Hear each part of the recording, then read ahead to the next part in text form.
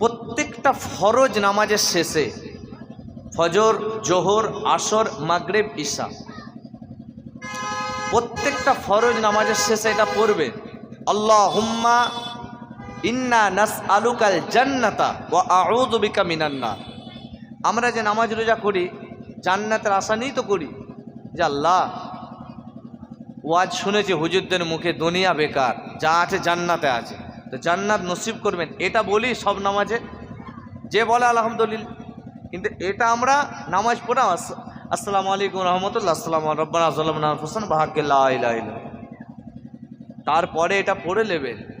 কেন? যেটা আপনার চাওয়ার দরকার সেটা তো বলতে হবে আল্লাহর কাছে, তাই তো নাকি? আপনার লক্ষ্মী ভাণ্ডার দরকার আপনার স্ত্রীর, তখন আপনি কাগজ লেখেন, অ্যাপ্লাই করেন, সেটা সরকারি দফতরে যায়, সেখান থেকে প্রসেসিং মাধ্যমে ওটা অ্যালাউ হয়ে যায়। তেমন এখানে আপনাকে দোয়া চাইতে হবে, এই দোয়া নবী শিখিয়ে গেছেন, প্রত্যেকটা ফরজ নামাজের পরে পড়ে নেবেন, আল্লাহুম্মা ইন্না নাসআলুকাল জান্নাতা ওয়া আউযু বিকা মিনান নার। যদি আরবিটা মুখস্থ না থাকে এটা বলবেন, আল্লাহ আপনার জান্নাতের আশা করছি আর কঠিন জাহান্নামের আগুন থেকে হেফাজত করবে।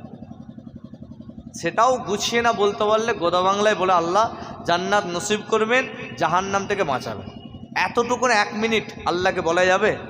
ইনশাল্লাহ বললে আমার নবীর ফরমান, আপনি নবীর এই হাদিসটা যদি মানেন, বারহাক দুনিয়া জমিনে আল্লাহ জাহান্নামের খাতা থেকে যদি নামটা লেখা হয়ে যায়, কেটে দিয়ে আল্লাহ জান্নাতের খাতাই করে দেবেন। জোরে বলেন সুবহান।